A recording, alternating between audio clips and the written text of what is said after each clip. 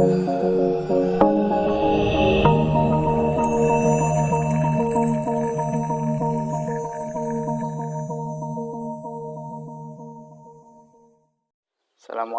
warahmatullahi wabarakatuh. Alhamdulillahirabbil alamin wassalatu wassalamu ala asyrafil anbiya'i wal mursalin wa ala alihi washabihi ajmain. Alhamdulillah, puji dan syukur mari senantiasa kita panjatkan kehadirat Allah Subhanahu wa taala. Salawat dan salam tak lupa kita hadiahkan, kita haturkan kepada junjungan kita Nabi besar Muhammad sallallahu alaihi wasallam, Nabi yang telah membawa perubahan pada kehidupan umat manusia, Nabi yang telah membawa perubahan pada peradaban kehidupan umat manusia. Baiklah, pada kesempatan yang berbahagia ini saya akan mencoba membuat video untuk pertemuan keempat, yaitu dengan tema atau materi agama menjamin kebahagiaan. Kebahagiaan dalam perspektif Islam, Ibnu Qayyim al-Jauziyah mengatakan bahwasanya kebahagiaan itu adalah perasaan senang dan tentram karena hati sehat dan berfungsi dengan baik, bisa berhubungan dengan Tuhan pemilik kebahagiaan, kesuksesan, kekayaan, kemuliaan, ilmu, dan hikmah adalah Allah. Kitab Mizanul Amal Al-Ghazali mengatakan bahwasanya kebahagiaan itu adalah terbagi menjadi dua, yaitu kebahagiaan hakiki, yakni kebahagiaan yang akan diperoleh dengan modal iman, ilmu, dan amal. Nah, kebahagiaan hakiki ini bisa berlaku di dunia maupun di akhirat. Yang boleh kita katakan adalah bahagia dunia dan akhirat. Dan yang kedua adalah kebahagiaan majasi, yaitu kebahagiaan duniawi, yaitu bahagia yang fana, yang tidak abadi. Artinya apa? Kesenangan di dunia ini sifatnya sementara. Miskin itu sifatnya sementara, kekayaan sifatnya sementara. Kehidupan di dunia ini selalu berputar sesuai dengan roda kehidupan masing-masing. Karakteristik hati yang sehat itu yang pertama adalah yaitu selalu memikirkan masa depan dan akhirat. Yaitu hati yang selalu berorientasi tujuan hidupnya pada masa depan. Nah, masa depan di sini boleh dikatakan masa depan dunia maupun masa depan kehidupan setelah alam dunia atau disebut akhirat. Yang berikutnya selalu kembali kepada Allah, yaitu selalu mengingat kepada Allah tatkala ia melupakan Allah. Yang ketiga, berzikir dan berhikmat kepada Allah. Yaitu hati yang sehat adalah hati yang selalu mengingat Allah. Ila bizikriklah nainamil qulub. Dengan berzikir kepada Allah arti menjadi tentram. Dan berkhidmat kepada Allah ialah mengabdi, menyembah, memanifestasikan segala kehidupannya untuk berbakti kepada Allah Subhanahu wa taala dengan melaksanakan apa yang diperintahkan Allah dan meninggalkan apa yang dilarang oleh Allah. Yang berikutnya adalah jika ia lalai terhadap mengingat Allah, dia akan segera istighfar dan yaitu segera berzikir lagi untuk mengingat Allah. Tepat waktu dalam sholat. Ini adalah ciri hati yang sehat, yaitu tidak menunda-nunda untuk beribadah atau berbuat baik. Karena apa? Karena kita tidak pernah akan tahu apa yang terjadi pada kehidupan kita 5 menit yang akan datang. Ketika waktu sholat tiba, ia langsung segera menegakkan sholat. Demikian. Yang berikutnya selalu mengingat waktu. Artinya apa? Dia selalu memanfaatkan waktu itu dengan sebaik-baiknya. Mengikuti, memanfaatkan waktu dengan baik, tidak menyia-nyiakan waktu, baik untuk beramal maupun untuk beribadah kepada Tuhan yang Maha Kuasa atau Allah Subhanahu wa taala. Yang berikutnya selalu beramal agar selalu ikhlas, mengikuti nasihat, mengikuti sunnah, dan selalu bersikap insan. Yaitu beramal atau beribadah kepada Allah dengan niat tulus ikhlas hanya semata-mata mengharapkan keridhaan dari Allah Subhanahu wa taala. Nah, indikator orang bahagia menurut Utsman bin Hasan Al-Kaudabawi yang pertama adalah mempunyai keluarga yang soleh. Mempunyai anak keturunan yang baik-baik, istri yang soleha, anak yang soleh dan soleh, anak yang berhasil, itu indikator yang pertama. Yang kedua, tidak zalim, tidak berlaku sewenang-wenang. Yang ketiga, rezeki yang Allah anugerahkan kepada dirinya, ia pergunakan untuk membantu saudara-saudaranya yang kekurangan. Artinya apa? Kenikmatan atau kebahagiaan yang ia peroleh juga ia bagikan kepada saudara-saudaranya yang iman untuk mereka merasakan nikmat atau kebahagiaan itu sendiri. Yang berikutnya, memiliki semangat beribadah yang tinggi, yaitu untuk beribadah kepada Allah, memiliki semangat yang tinggi. Yang tiga, selalu menjaga sholatnya, karena sholat ini adalah perkara yang sangat penting. Karena sholat inilah yang membedakan kita dengan orang yang non-muslim. Bergaul dengan orang yang soleh, artinya apa? Ketika memiliki seorang sahabat, ya memilih, yaitu adalah ia ingin bergaul kepada orang yang soleh, orang yang baik-baik. Karena apa? Karena Nabi, barang siapa yang bergaul dengan penjual minyak wangi, maka ia akan kecipratan wanginya. Barang siapa yang bergaul dengan pandai besi, maka ia akan kecipratan apinya. teman sangat menentukan karakter kita. Teman bisa merubah sesuatu yang tidak baik menjadi baik. Teman bisa merubah sesuatu yang baik menjadi tidak baik. Bersikap tawadu, yaitu rendah hati. Jadi orang yang bahagia itu tidak pernah menyombongkan diri atas apa yang dia peroleh. Karena dia meyakini bahwasanya apa yang ada pada dirinya hari ini semata-mata adalah hanya titipan Allah Subhanahu wa taala yang kebetulan dipercayakan kepada dirinya. Yang berikutnya bersikap dermawan atau yang memiliki kepedulian sosial yang tinggi, kepekaan sosial yang tinggi, suka membantu orang-orang yang kesusahan. Nah, tidak lupa kematian. Nah, orang yang bahagia adalah orang yang selalu mengingat kematian. Karena apa? Karena setiap manusia yang bernyawa itu akan mengalami yang namanya kematian. Nah, dengan tidak melupakan kematian akan menjadikan dirinya untuk selalu mawas diri, untuk menjaga dirinya agar tidak lalai kepada Allah.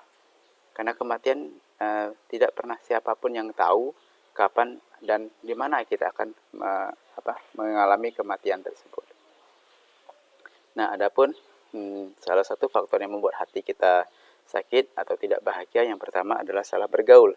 Seperti berteman tadi, kita salah dalam memilih teman, maka efeknya akan besar sekali pada kehidupan kita. Lingkungan, ya, terlalu banyak berangan-angan, ya, bercita-cita boleh, tidak apa-apa bercita-cita, tapi berangan-angan itu tidak boleh. Ya, kalau cita-cita ada tujuan, ada usaha yang akan kita lakukan. Tapi kalau berangan-angan ini kita hanya menghayal, tidak ada ikhtiar yang kita lakukan untuk menggapainya. Ya, yang berikutnya adalah menggantungkan diri kepada selain Allah, menggantungkan diri pada jabatan, menggantungkan diri kepada uang, menggantungkan diri kepada kekayaan orang tua, ketenaran orang tua dan sebagainya. Terlalu banyak kenyang. Nah, terlalu banyak kenyang ini ialah konotasinya konsepnya adalah ya kita kenyang dalam perkara yang haram. Ya, perkara yang haram kita kenyang. Artinya apa? Kita tidak pernah memilah-milah mana yang haram, mana yang halal. Yang penting masuk. Nah, seperti itu. Terlalu banyak tidur. Nah, terlalu banyak tidur juga tidak baik untuk hati kita. Karena Allah menciptakan kita waktu 24 jam. Setidaknya 24 jam ini ya kita pergunakan sebaik-baiknya. 8 jam untuk beribadah, 8 jam untuk istirahat, 8 jam untuk bekerja. Sebenarnya Allah itu sudah atur waktu 24 jam seperti itu, ya. Nah, mengapa manusia harus beragama dan itu dapat membagikan umat manusia? Hidup beragama itu adalah fitrah. Karena itu manusia merasakan nikmat, nyaman, dan tenang. Sedangkan tanpa agama, manusia akan mengalami ketidaktenangan, ketidaknyamanan, dan tidak tentram dan tidak bahagia, tidak dalam kebahagiaan. Agama menjadi motivasi kita untuk melakukan sesuatu yang baik. Misalnya, agama memotivasi kita untuk sholat. Kenapa? Karena sholat misalnya berjamaah 27 derajat lebih baik ketimbang kita sholat sendirian. Sholat di awal waktu lebih baik daripada sholat di penghujung waktu. Nah, agama memberikan motivasi seperti itu. Ya, barang siapa yang mengerjakan haji, maka pahalanya ya akan dihapus, ya, akan dimasukkan ke dalam surga dan sebagainya. Ya. Nah, beragama itu akan membuat dan menanamkan di hati kita untuk memiliki kompetisi untuk melakukan hal-hal yang baik seperti itu. Nah, agama jalan sebagai jalan menuju kebahagiaan. Ya, agama sebagai alat, sebagai pertemuan ketiga kemarin saya katakan agama itu adalah sebagai sarana kita untuk menuju Tuhan. Ya, atau agama menjadikan cara bagi kita untuk mendapatkan kebahagiaan. Secara sejarah, beragama adalah kebutuhan yang hakiki. Kebahagiaan ditemukan jika ada keserasian antara akal, mencari, dan sampai kepada Tuhan. Dan wahyu seperti kisah Nabi Ibrahim. Ya, sampai. Psikologi, manusia membutuhkan ketenangan jiwa, ketentraman hati, dan kebahagiaan. Rohani, hal itu didapat jika dekat dengan Tuhan. Tuhan yang maha suci hanya bisa didekati dengan jiwa yang suci. Kita tidak akan pernah takut kepada apapun di alam dunia ini kecuali kepada Tuhan. Kita tidak akan pernah takut membela kebenaran. Kita yakin Tuhan bersama kita. Allah bersama kita. Secara sosiologis, manusia adalah makhluk sosial. Kebahagiaan diperoleh manakala manusia diterima dan dihargai oleh lingkungan dan mendekatkan diri kepada Allah Subhanahu wa taala, ya. Nah, itu secara sosialnya. Nah, tauhidullah adalah model beragama yang benar. Tauhid atau meyakini adalah membebaskan manusia dari takhayul, khurafat, mitos, dan bid'ah. Hal itu dapat menempatkan manusia ke tempat yang bermartabat. Kunci surga itu adalah kalimat la ilaha illallah, lisan yang berzikir, hati yang suci, terhindar dari makanan yang haram, menyibukkan diri dengan berkhidmat kepada Allah. Nah, itu adalah jalan atau media kita untuk memperoleh kebahagiaan dengan berkeyakinan kepada Allah Subhanahu wa taala.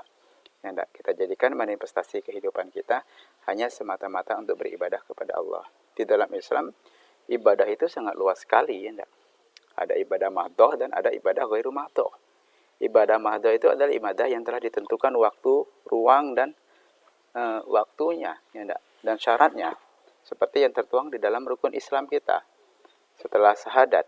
Sedangkan ibadah ghairu mahdoh adalah ibadah yang tidak terikat oleh ruang dan waktu, yaitu ibadah-ibadah sunnah yang dicontohkan oleh baginda Rasulullah SAW, dan semua itu adalah semata-mata dilakukan agar kita memperoleh kebahagiaan, yaitu kebahagiaan yang batiniah kita, itu kebahagiaan batiniah kita.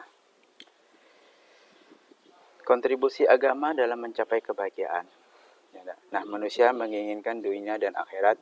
Dalam tujuan itu mustahil tanpa adanya landasan agama, karena kebahagiaan hakiki itu milik Allah. Untuk meraihnya, ikutilah cara yang telah ditetapkan oleh Allah Subhanahu wa taala. Jadi, kebahagiaan apapun, kebahagiaan di dunia itu, ya, kita ingin meraih kebahagiaan dunia dan akhirat, yang harus dilandaskan oleh agama. Karena apa? Ketika kita mencari kebahagiaan di dunia tanpa atau mengabaikan agama, niscaya itu akan sia-sia. Akan membuat hati kita semakin sakit, akan membuat kita semakin tidak meraih kebahagiaan atau ketenangan di dalam jiwa. Misalnya, kita untuk mencari kebahagiaan dunia, kita ikut menjual narkoba misalnya, maka tidak akan pernah ada ketenangan di dalam hati kita. Karena hati kita selalu bertanya-tanya, selamat nggak saya ini? Ditangkap nggak saya ini? Dan sebagainya, dan sebagainya.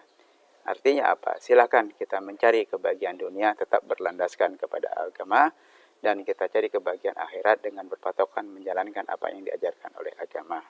Oke? Mungkin ini video keempat kita yang dapat saya sampaikan. Lebih dan kurang mohon maaf. Nanti kita bisa sharing atau berdiskusi di forum WA Group ataupun di forum Classroom. Silakan nanti bagi teman-teman untuk berdiskusi, baik bertanya langsung kepada saya melalui media WhatsApp Group boleh, atau kita melalui Classroom juga boleh. Itu dipersilahkan. Ya, mungkin demikian yang dapat saya sampaikan. Lebih dan kurangnya mohon maaf. Bila taufiq wal hidayah. Assalamualaikum warahmatullahi wabarakatuh.